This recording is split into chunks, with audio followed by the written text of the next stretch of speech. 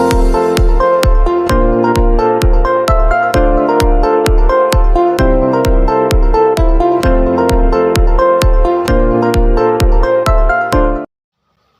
day everyone, my name is Gerald Revilla from Vised 3B English, and for today's video, I am going to discuss to you is all about philosophical basis of special and inclusive education, and my main topic for now is all about equality.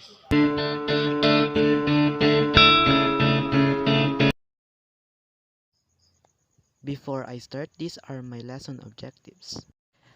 At the end of the discussion, students will be able to explain what is inclusion and mainstreamed, define what is equality and inequality in education, and to understand the principles of equality and its importance. But before I start my main topic for today, which is equality, we'll first have a review first about what inclusion means in education, because it's still connected to my topic, equality, so that we can better understand why having equality is important in education. So what is inclusion? It refers to a standard that applies to everyone in a certain education system, or the same level of using language instruction, the same experience, the same learning resources, or the equal chance of participation. So, it is the fact of including all types of people or ideas and treating them all fairly and equally. So, dito na papasok yung tinatawag natin na inclusivity. So, inclusive education is also the base on the right of all students to receive quality education that meets their basic learning needs and enriches their lives. What is the meaning of inclusion in education?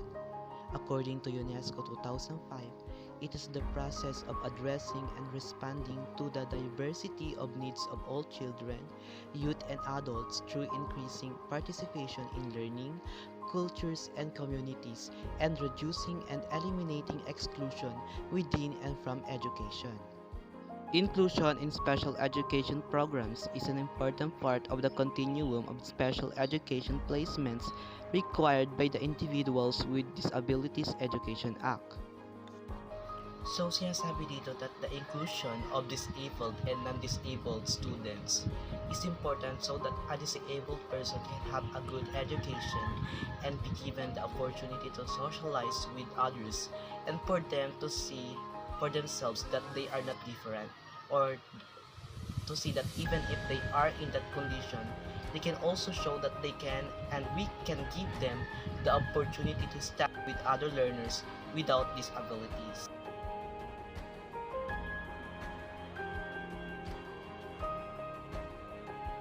The practice of including children with special needs in a general education classroom is not new. The most common approach is called mainstreaming. When a child is mainstreamed, the assumption is usually that either the child will be successful without supports, or the child will come to the classroom with supports who will help him to keep up with the rest of the class. So sabi nga dito na ang pagsasama ng mga may kapansanan at walang kapansanan ay hindi na bago. Sa pagpasok ng mga disabled person ay may karaniwang diskarte na tinatawag dito, at ito ay tinatawag natin na mainstreaming. So kapag ang isang bata ay mainstream, it's either ang bata ay nakakapasok without support, or yung isa naman ay may suporta o may kasama na susuporta sa kanya habang siya ay nasa klase. So let's move on to my main topic, which is equality. Equality. What is equality? Equality is the state of being equal, especially in status, rights, and opportunities. What it means that all of us are equal and should be entitled equal opportunities and treatment, because fairness is an essential feature of equality. What is equality in education? Sameness in terms of access of education and uniform distribution of educational opportunities. So equality means treating everyone under the law. So dito, equality is balance. You don't have to be a bias, prejudice, or sameness, kumbaga kung ano ang ginagawa mo sa isang bata. Syempre, Ganun din ang gagawin mo sa iba. You have to be fair sa lahat ng mga learners. It is also the freedom to develop personal abilities and make educational choices irrespective of differences of behavior, aspirations, and needs. Like what I said earlier, kahit special child yan, kahit disabled yan, kahit regular yan, you have to give them an equal access in education. Where there is equality, no stereotypes, rigid gender roles, and prejudice that limit a student to perform at his or her fullest potential. So dapat walang prejudice at stereotypes para ang bawat bata ay malayang ipakita kung ano ang kanilang mga potensyal at upang mas ma-develop pa nila ang kanilang mga talento. So What is inequality in education? It means under the system which all the sections of society are not given equal opportunity to get education. The principles of equality is to provide access of education for all and to eliminate discrimination in education and to distribute resources, opportunities, and success for every student fairly. So, in order for us to better understand the importance of equality, I have 2 videos that you need to watch.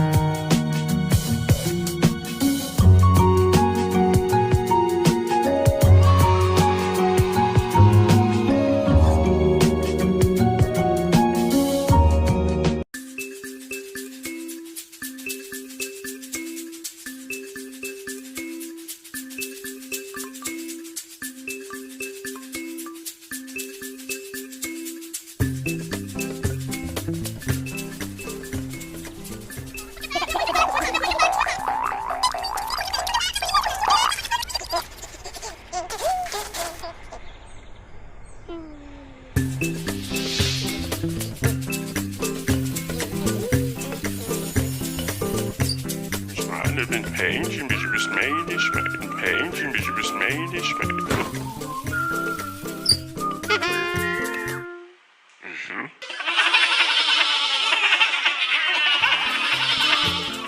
Ôi bà sao? Ôi đi, ở đây bây giờ của mày, số voi à bọn mình. Ở đây bây giờ của mày.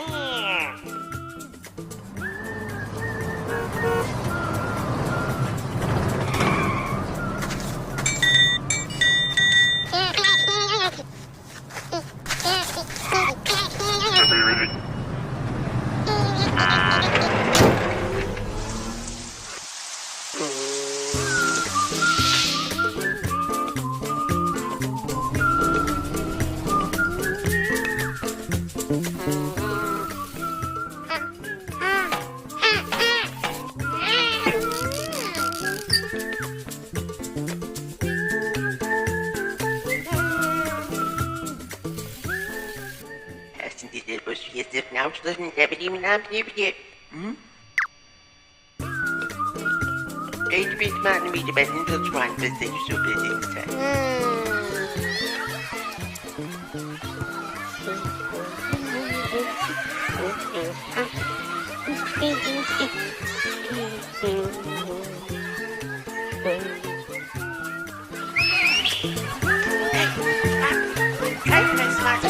That's me.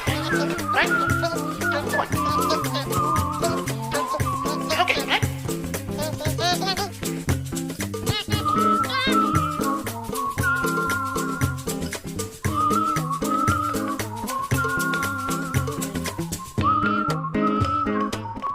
So just a short but encouraging video. Kung makikita natin sa video na mas nakakatulong ang pagkakaroon ng pagkakapantay-pantay at pag-accept sa mga bata na may kapansanan at may special needs. Mas madarama nila na they are belong in the community kung tutulungan natin sila at ipapadama sa kanila na hindi sila nag-iisa at hindi sila naiiba. So parang sinasabi sa video na some of us experience to be discriminated by other people because they are different to some people's eyes, but they all need special treatment and understanding from us to their situation. Like us, they are also human. They need to be loved and accept of what they are.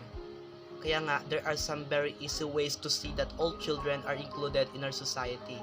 In some ways, the social barriers for children with disabilities are the most difficult to overcome.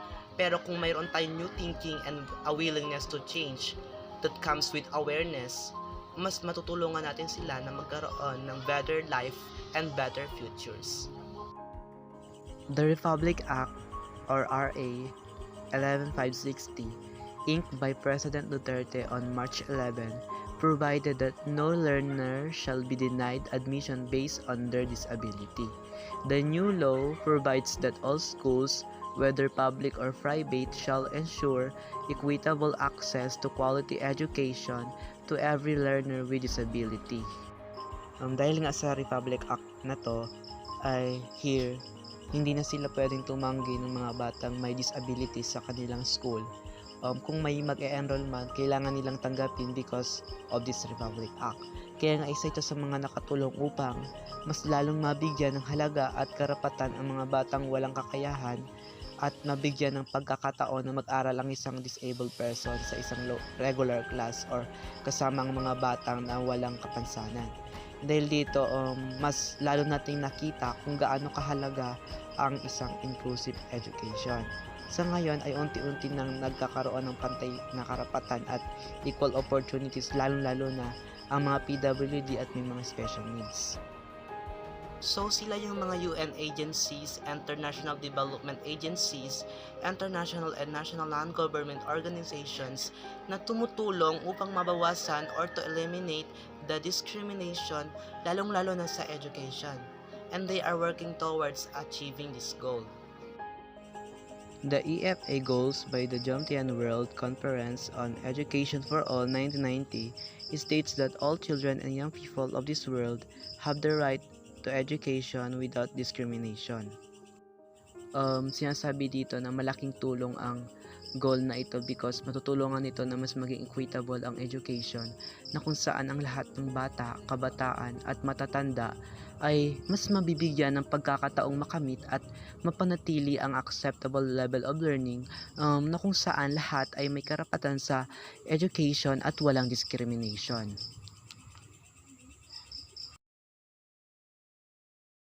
Sinasabi sa Salamanca Statement that every student has a fundamental right to education. It must be given the opportunity to achieve and maintain acceptable level of learning. And every student has unique characteristics, interests, abilities, and learning needs. An education system should be designed and educational program implemented to take into account the wide diversity of these characteristics and needs.